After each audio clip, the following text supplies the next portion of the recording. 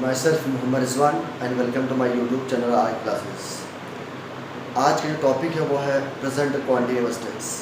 Present continuous tense की sentence है वो बहुत ही आसानी से समझ में आते हैं। अक्सर आप बोलते होंगे कि राम खाना खा रहा है, वह अपना काम कर रहा है, वह लखनऊ जा रहा है, मैं स्कूल जा रहा हूँ, क्या मैं स्कूल पढ़ने जा रहा हूँ, क्या राधा कपड़े धो रही है, क्या राधा कपड़े नहीं धो रही है। इस तरह के जो सेंटेंस जिसमें आखिर में रहा है, रही है, रहे आदि शब्द आते हैं तो प्रेजेंट कॉन्टिन्यूअस टेंस से लाते हैं। उनकी पहचान होती है कि जिन वाक्यों के अंत में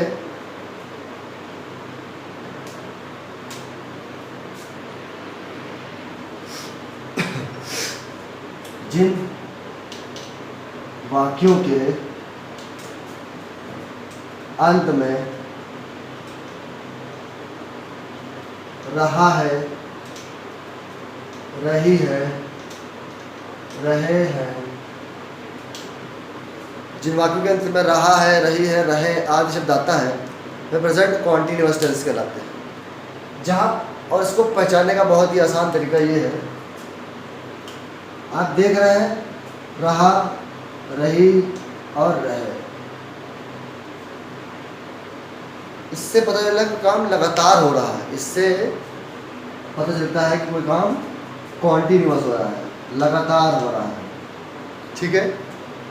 अगर आके है आता है, तीनों में अगर है आता है तो मतलब वो काम प्रेजेंट में हो रहा है। हम प्रेजेंट में बोलते हैं ना, है जो है हम प्रेजेंट में बोलते हैं, तो ये प्रेजेंट हो गया, तो हो गया ना present continuous tense. Right. Next है था, थी, थे।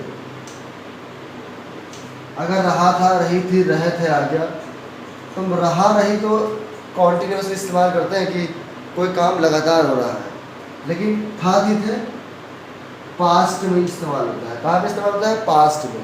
तो पास्ट कॉन्टिन्यूअस टेंस। उसी तरीके से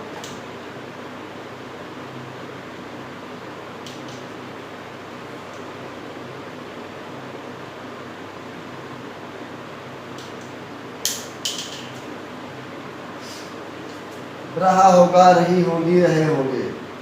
गा कीजिए फ्यूचर में इस्तेमाल होता है और रहा रही है कॉन्टिन्यूअस में, तो फ्यूचर कॉन्टिन्यूअस टेंस। इसलिए ये सेंटेंस, ये टेंस है, इसकी पहचान करना बहुत आसान होता है। रहा, रही, रहे आता है तो वो कॉन्टिन्यूअस होता है। अगर है आ रहा है तो प्रेजेंट कॉन्टिन्यूअस टेंस, था, थी, थे आ रहा है तो पास्ट कॉन्टिन्यूअस टेंस, गा कीजिए आ रहा है तो फ्यूचर कॉन्टिन्यूअस टेंस होता है।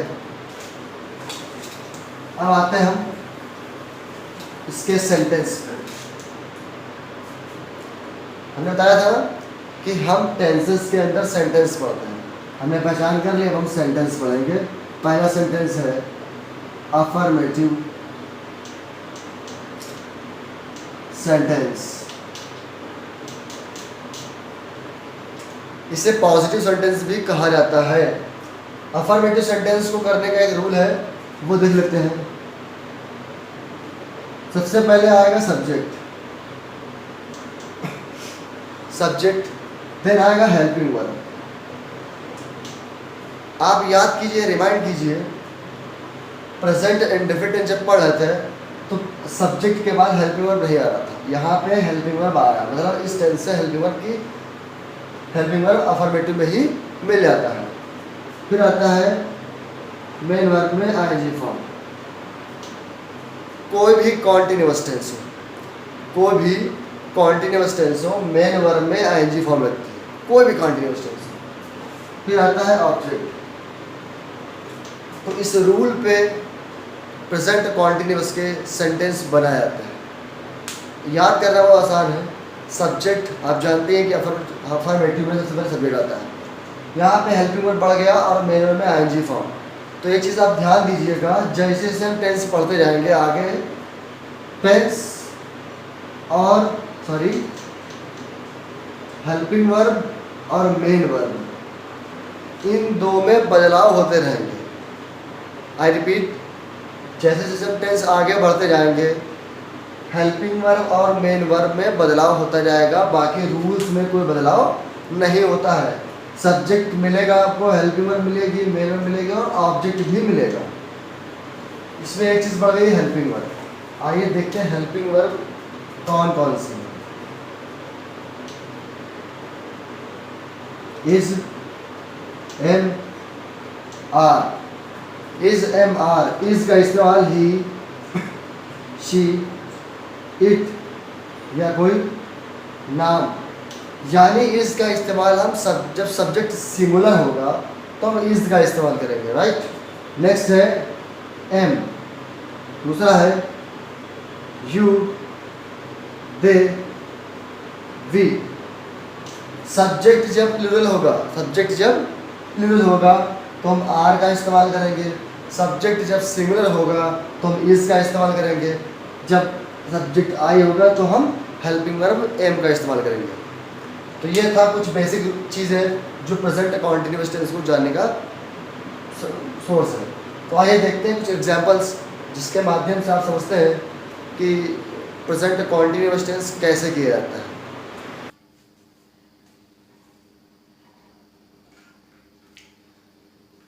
दस एग्जाम्पल है। हमने जो प्रेजेंट कॉन्टिन्यूअस टेंस के बारे में बताया, अफर्मेटिव सेंटेंस के बारे में, उसके ये 10 एग्जाम्पल हैं। आइए देखते हैं कि इन सेंटेंसेस को हम कैसे करते हैं। आइए देखते हैं। पहला सेंटेंस है कि मैं परीक्षा दे रहा हूँ। मैंने बताया था कि जब आपके सामने कोई सेंटेंस है, क्या यानी कोई वाक्य है, तो आप सबसे पहले टेंस की पहचान कीजिए और उसके बाद सेंटेंस की पहचान कीजिए। टेंस की पहचान रहा है, रहे, रहे। आप देख रहे हैं सभी में रहा, रही, रहे, रहे हैं, रहे हैं, रही है, रहे हैं। इस तरीके से ये प्रेजेंट कॉन्टिन्यूअस टेंस की पहचान हो गई। यहाँ पे रहा है, रही है, रहे हैं, सभी में आ रहा है। देखिए आप, सभी में आ रहा है। ये हो गई टेंस की पहचान। सेंटेंस की पहचान आप पढ़ लेंगे, आपको पता चलेगा कि वो पॉजिटिव है, नेगेटिव है, इंट्रागेटिव है। तो ये आप पढ़ लेंगे तो पता चलेगा कि ये पॉजिटिव सेंटेंस है। तो आइए कैसे करते हैं। सबसे पहले जो रूल है उसका, सबसे पहले सब्जेक्ट का तरीका, मेन पर सवाल करेंगे। दे रहा हूँ, कौन दे रहा है? मैं। आई आपका, हम बताया था कि आई के साथ एम का इस्तेमाल होता है। आई एम दे रहा है। यहाँ कोई चीज़ देने की बात हो, अगर ये मैं चीज़ आपको दूँ या आपको दूँ तो क्या होगा? गिव होगा। लेकिन यहाँ पे एग्जाम दे रहा हो, यानी कॉपी लिख रहा है, तो वहाँ पे हम क्या करेंगे? टेक का इस्तेमाल करेंगे, टेक। और इसमें आएगी for taking. I am taking, क्या दे रहा है? Examination, examination.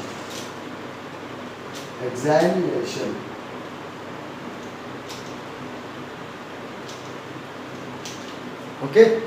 नेक्स्ट है, वे सड़क पर दौड़ रहे हैं। कौन सड़क पे दौड़ रहा है? वे, इंग्लिश दे। आपका ये सब्जेक्ट प्लूरल है, इसलिए हम आर का इस्तेमाल करेंगे। They are. अब सब्जेक्ट हेल्पिंग वर्ब, उसके बाद में आईएनजी फॉर्म। मेन वर्ब है दौड़ रहा है। Running, R U N, run दौड़ रहा। और चूंकि ये कॉन्टिन्यूस में आईएनजी, रनिंग। कहाँ दौड़ रहा है? सड़क पर की अंग्रेजी ऑन। सड़क, on the road. Next example है, हम अपना पाठ याद कर रहे हैं। कौन याद कर रहा है? हम। वी आपका प्लूरल है, इसलिए आर का इस्तेमाल करेंगे। वी आर याद कर रहे हैं, लर्निंग। We are learning. हम याद कर रहे हैं, क्या कर रहे हैं? अपना पाठ। वी के लिए अपने की अंग्रेजी वी अस आवर आएगा। Our lesson. Okay. Next example है, पिताजी नॉवेल पढ़ रहे हैं। नॉवेल कौन पढ़ रहा है? पिताजी, फादर। फादर सिंगुलर है, इज का इस्तेमाल कर लेंगे। फादर इज पढ़ रहे हैं, मेन वर्ब में आएंगे फॉर्म। रीड वाले पढ़ना, उसमें आएंगी रीडिंग। क्या पढ़ रहे हैं? नॉवेल। ओके। नेक्स्ट एग्जाम्पल है, माता जी पूजा कर रही है। पूजा कर रही है कौन? माता जी, मदर। मदर भी सिंगुलर है, इसलिए हेल्पिंग वर्ब इज का इस्तेमाल करेंगे। फिर आएगा मेन वर्ब फॉर्म। पूजा करने की अंग्रेजी वर्शिप, और उसमें आएगी वर्शिपिंग, फुल स्टॉप। प्रे माने भी पूजा करना होता है, PRAY। नेक्स्ट एग्जाम्पल है, बुरे बच्चे हाल में शोर कर रहे हैं। हाल में शोर कौन कर रहा है? बुरे बच्चे, बैड बॉयज। प्लूरल है इसलिए हम आर का इस्तेमाल करेंगे। बैड बॉयज आर शोर मचा रहे हैं। शोर मचाने की अंग्रेजी होती है मेक अ नॉइज। इसमें हम आईजी लगाएंगे क्योंकि वर्ब में आईजी लगती है, मेकिंग अ नॉइज। कहाँ पे? In the hall, in hall. Next है, मोर छत पर नाच रहा है। कौन नाच रहा है? मोर, द पीकॉक। सिंगुलर है, इज का इस्तेमाल करेंगे। नाचने की अंग्रेजी डांस, उसमें आएंगे वाला डांसिंग। ओके, कहाँ पे? छत पर, छत पर की अंग्रेजी on the roof, on the roof, ROOF। Next, सूर्य पूरब में निकल रहा है। कौन निकल रहा है? सूर्य, द सन। सन सिंगुलर है, इसका इस्तेमाल करेंगे। और निकलने की अंग्रेजी होती है राइज, उसमें आईएनजी, राइजिंग।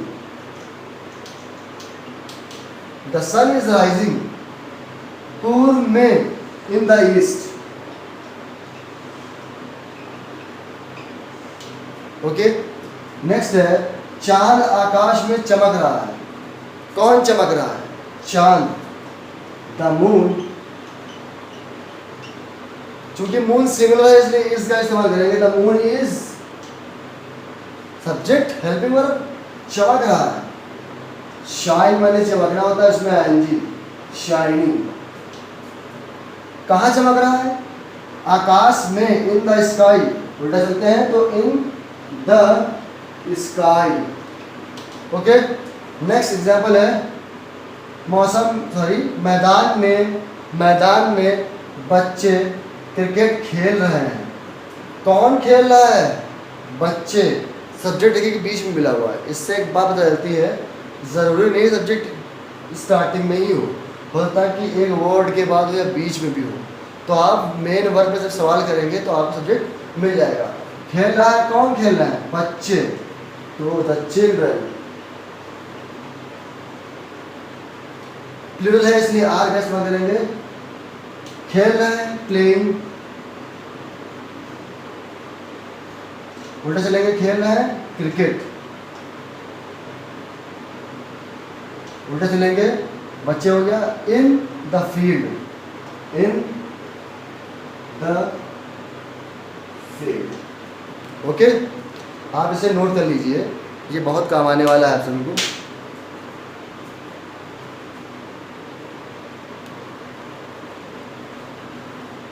जो बच्चे 6, 7, 8, 9, 10, 11, 12, 6 से लेकर 12 तक जो बच्चे पढ़ रहे हैं, उन्हें मैं ये कहना चाहूँगा कि आप कहीं भी कोचिंग मत लगाइए। आप इन वीडियोस को आराम से देखिए। आपको सारे टेंस पढ़ाए जाएंगे, आपको वॉइस पढ़ाई जाएगी, आपको नरेशन पढ़ाया जाएंगे, आपको सब कुछ पढ़ाया जाएगा। बस आप अपने इस वीडियो को पूरा देखिए करिए, ताकि बातें जो हो वो समझ में आए। और आज मैंने अफर्मेटिव सेंटेंस पढ़ाया है, प्रेजेंट कॉन्टिन्यूअस टेंस का। आराम पढ़ाएंगे और ताकि आसानी से वो समझ में आए। तो मिलते हैं नेक्स्ट वीडियो में। अगर ये वीडियो आपको अच्छा लगे तो प्लीज़ सब्सक्राइब करें और लाइक करें।